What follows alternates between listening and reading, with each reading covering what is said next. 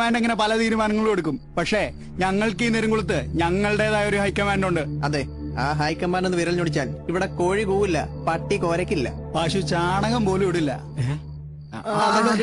എന്നാ പോയി വിളിച്ചോണ്ട് വാടോ നിങ്ങളുടെ ഹൈക്കമാൻഡിനെ.